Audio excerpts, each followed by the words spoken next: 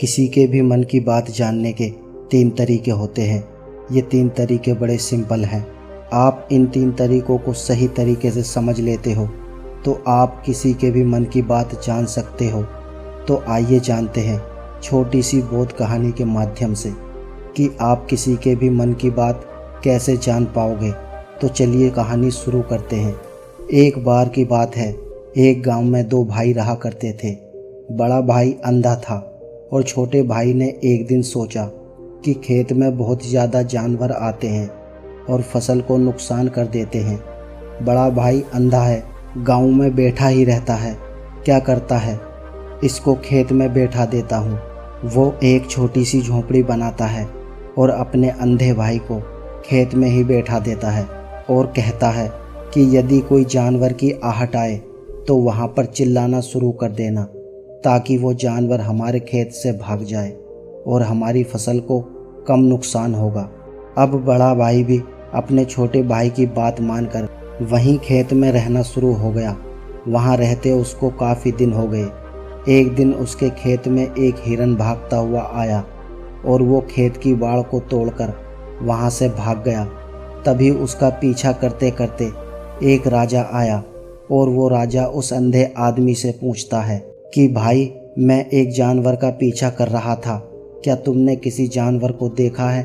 उसने कहा कि राजा साहब, मैं तो आंखों से अंधा हूँ, लेकिन आपको एक बात बताता हूँ, वो जानवर जो भागा है वो आपके लायक नहीं है, आप उसका पीछा मत करो। राजा ये सुनकर बड़ा हैरान हुआ। ये तो अंधा आदमी है और ये भला मुझे कैसे बता सकता है कि वो जानवर मेरे लायक नहीं है। राजा ने पूछा, क्यों भाई, क्या बात हुई? तुमने ऐसा क्या देख लिया उस जानवर में कि वो जानवर मेरे लायक नहीं है, मेरे शिकार के लायक नहीं है? तभी वो अंधा आदमी कहता है कि राजा साहब, वो हिरन नहीं है, वो हिरनी है और वो गर्भवती है, और गर्भवती हिरनी का शिकार कभी कोई राजा नहीं करता है, इसलिए वो आपके लायक नहीं है। अब राजा और हैरान रह गया। राजा ने सोचा कि यह तो अंधा आदमी है, इसको भला कैसे पता चल गया कि वो गर्भवती है।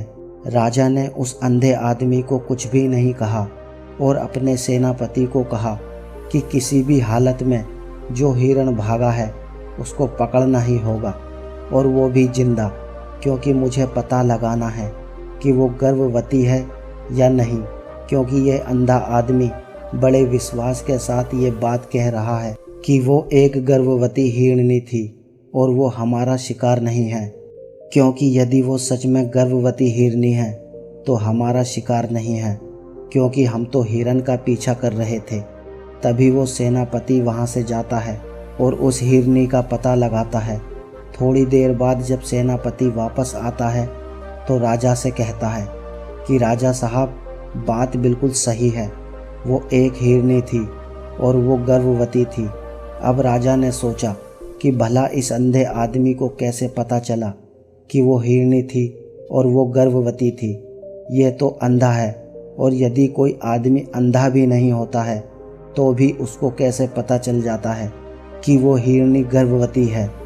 ये तो बड़ा पहाड़ की है, और मुझे इस बात को तो जानना ही है कि इस आदमी ने आखिर कैसे पता लगाया।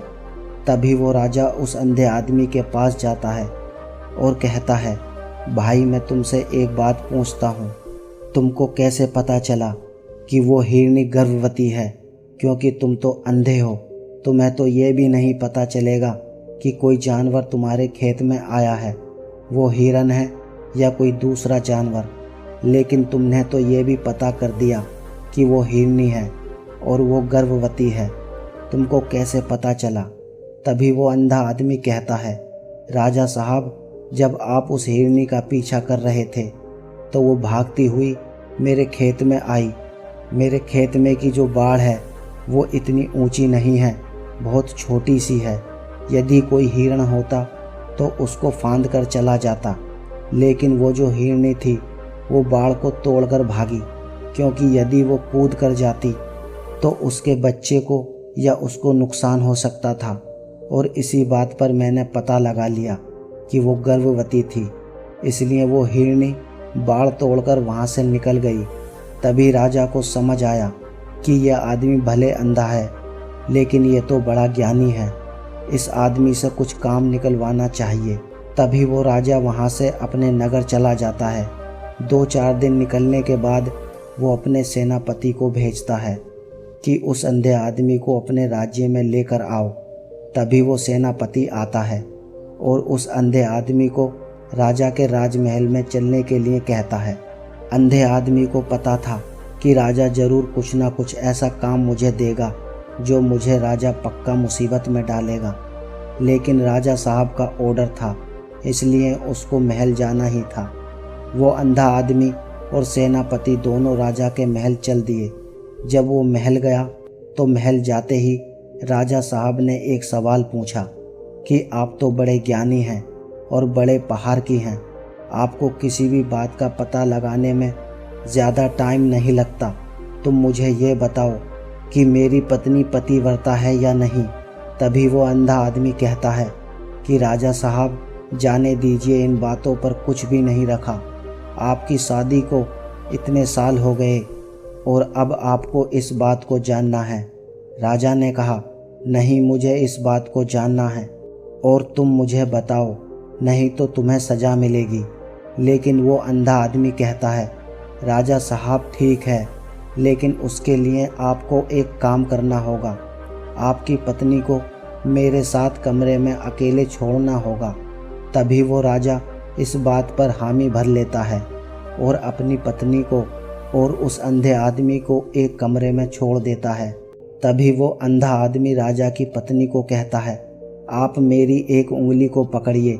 इस बात पर रानी बहुत गुस्सा हो गई और अंधे आदमी को पकड़कर पीटने लगी, कभी हाथों से, कभी लातों से, तो कभी उल्टा पलट पलट कर उस अंधे आदमी को उस राजा साहब की रानी ने पीटा। उसके बाद वो अंधा आदमी जैसे तैसे वहाँ से छुड़ाकर राजा के पास भागकर आया और कहा कि राजा साहब आपकी पत्नी पतिव्रता नहीं है।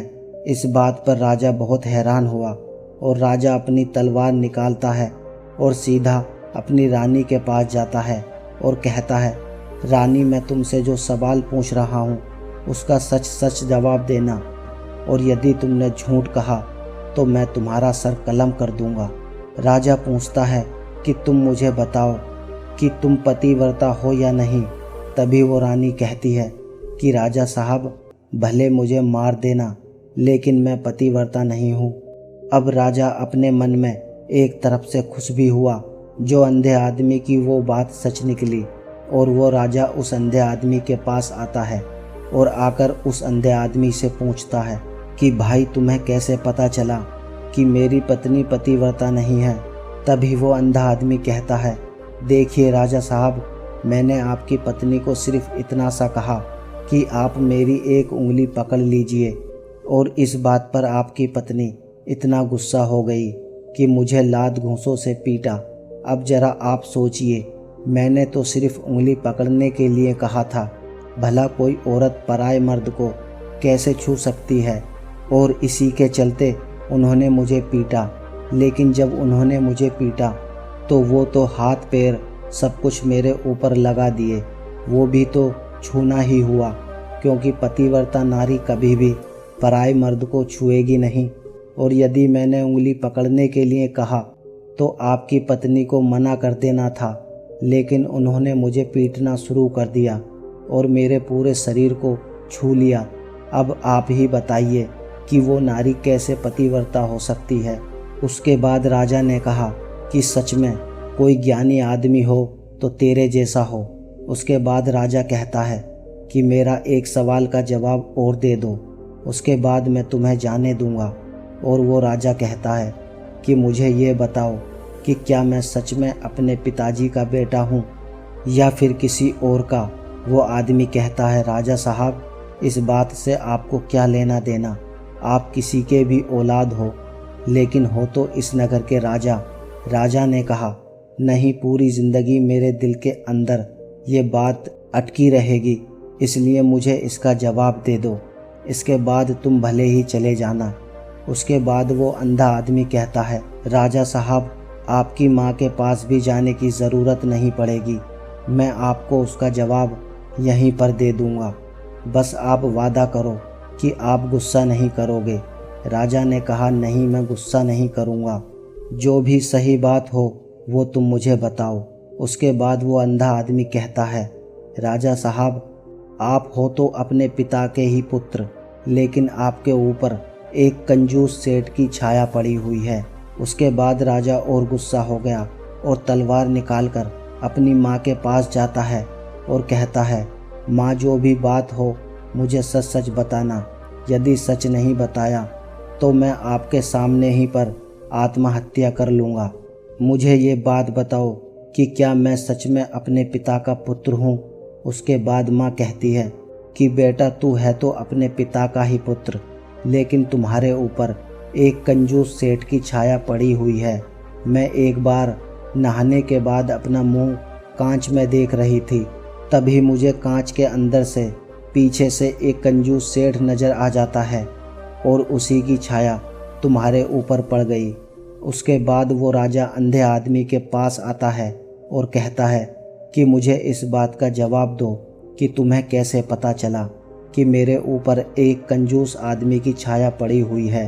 तभी वो अंधा आदमी कहता है, राजा साहब, आपने मेरे से 2 सवालों के जवाब ले लिए। उन सब का जवाब मैंने आपको बड़ी सरल तरीके से दिया। अब तक कोई दूसरा राजा होता तो मुझे बहुत सारा धन दे देता, और आपने मुझे अभी तक फूटी कौड़ी भी नहीं दी।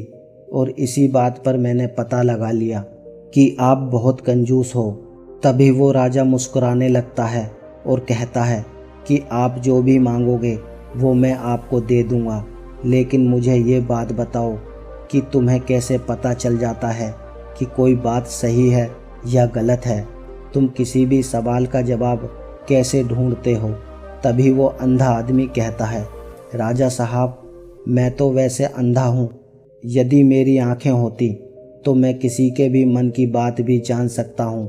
मन की भी एक भाषा होती है, लेकिन उसको आदमी की बॉडी से देखा जाता है कि आदमी अपनी बॉडी से, अपनी आँखों से, अपने होठों से, अपनी जीभ से कैसी क्रियाएं करता है।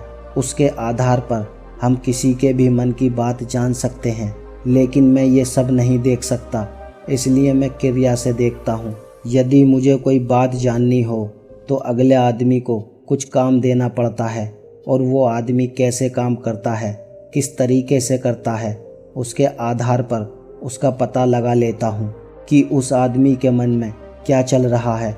उसके बाद वो अंधा आदमी राजा साहब को कहता है कि राजा साहब, किसी के भी आदमी के मन की बात जानने से पहले हमें अपने ऊपर काम करना होगा, और वो काम है अपने मन को शांत करना। अपने मन को वर्तमान में लाना पड़ेगा। 3 जो तरीके हैं वो तरीके बड़े सिंपल हैं, लेकिन उससे पहले सबसे बड़ा जो काम है वो हमारे मन को एकाग्र करना होता है। हम अपने मन को एकाग्र कर देते हैं या फिर उसको वर्तमान में ले आते हैं, तो उसके बाद हम अगले के मन की बात जान पाते हैं, क्योंकि अगला जो आदमी वो अपने मन में वर्तमान में सोच रहा है, और हमें भी अपने मन को वर्तमान में लाना होगा, तभी हम उसके मन की बात जान पाते हैं। यदि हम अतीत में हुई घटनाओं के बारे में सोच रहे हैं तो वो जो अगला आदमी वर्तमान में सोच रहा है, वर्तमान में अपने मन में बात कर रहा है, वो हम कैसे जानेंगे। तो किसी के भी मन की बात जानने से पहले हमें हमारे मन को एकाग्र करना होगा और वर्तमान में लाना होगा। उसके बाद ही हम किसी के मन की बात जान पाएंगे। ये 3 तरीके जो बताने वाला हूँ, उन 3 तरीकों से बड़ी आसानी से किसी के भी मन की बात जान सकते हो। उसके बाद वो अंधा आदमी कहता है, राजा साहब, उसमें से पहला तरीका है आँखों पर ध्यान देना। किसी व्यक्ति से बात करते समय उसकी आँखों में ध्यान देना सबसे ज़्यादा ज़रूरी है। आँखें बोलती नहीं पर बहुत कुछ कह जाती हैं। यदि किसी व्यक्ति की आँखों के इशारों को हम समझना सीख जाएं, तो हम जान पाएंगे कि व्यक्ति के दिमाग में क्या चल रहा है।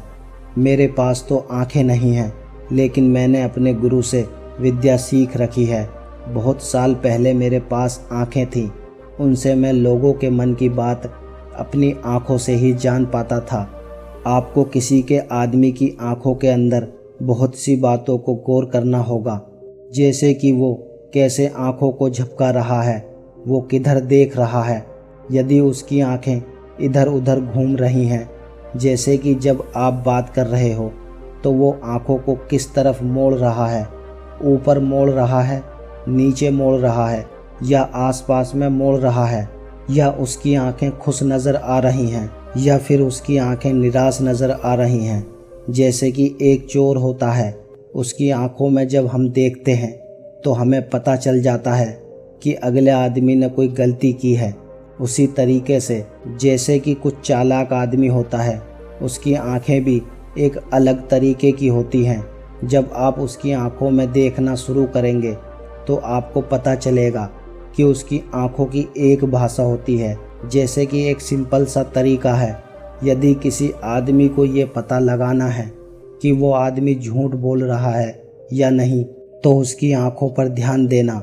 यदि वो ऊपर साइड में देख रहा है, अपनी आंखों को यदि माथे की तरफ ऊपर लेकर जा रहा है, वो कोई ना कोई ऐसा तरीका ढूंढ रहा है जिससे कि वो हमसे झूठ बोल सके। और एक तरीका और होता है, हम अगले आदमी को पूछ रहे हैं किसी बात पर, और यदि वो झूठ बोल रहा है तो वो हमसे नज़रें नहीं मिलाएगा, वो इधर उधर देखेगा। यदि वो हमसे नज़रें मिलाएगा तो उस अगले आदमी को डर रहता है कि कहीं मैं उसके अगले की आंखों में देखूंगा और मेरी सच्चाई का पता ना चल जाए। तो ऐसे ही कुछ और भी भाषा होती हैं। जब आप आंखों में देखना शुरू करेंगे तो आपको धीरे धीरे ये बात समझ में आने लगेगी। दूसरा तरीका है चेहरे के हाव भाव। मन की बात को समझने के लिए चेहरे के हाव भाव को समझना बहुत ज़रूरी है। कभी कभी कोई व्यक्ति अपने चेहरे से, जैसे आँख, होठ, भौहों से बहुत कुछ कह जाता है।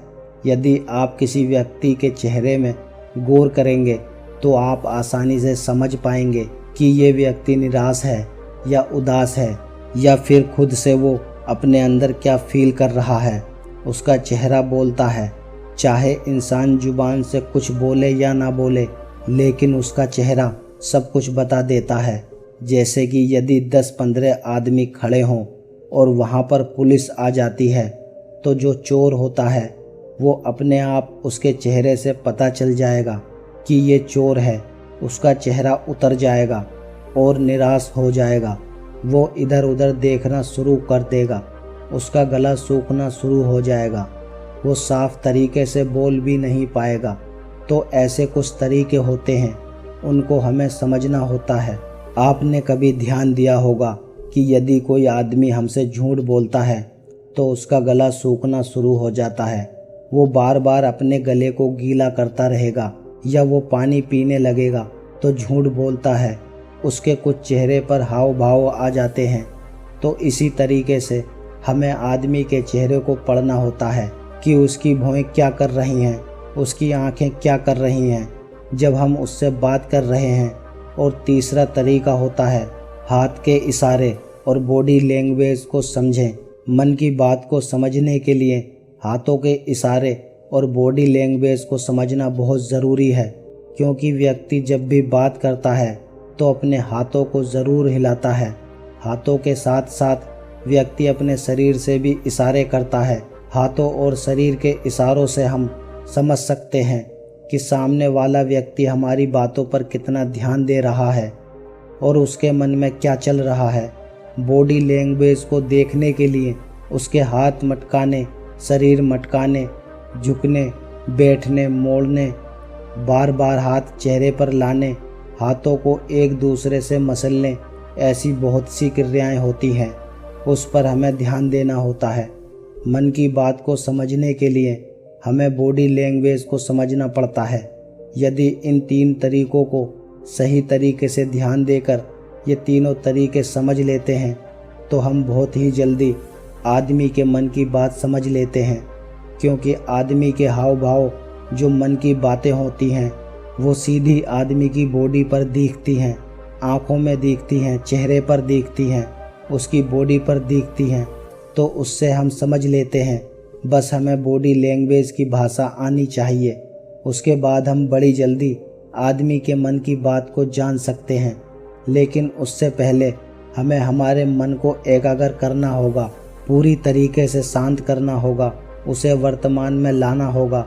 यदि हम किसी आदमी की बॉडी लैंग्वेज समझ रहे हैं और हम भविष्य का सोच रहे हैं या फिर अतीत में कोई घटना हुई उसके बारे में सोच रहे हैं, तो हमारा दिमाग उस बॉडी लैंग्वेज को नहीं समझ पाएगा। इसलिए उसको एकाग्र करना होगा और वर्तमान में लाना होगा, तभी हम अगले आदमी की बॉडी लैंग्वेज को सही तरीके से समझ पाते हैं।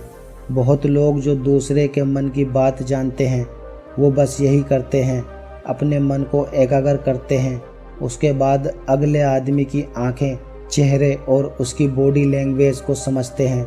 उसी से आदमी मन की बात बड़ी आसानी से समझ लेता है।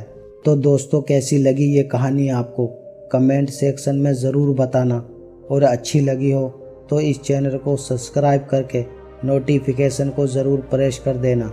तो मिलते हैं अगली कहानी में, तब तक के लिए आप अपना ख्याल रखिए। धन्यवाद।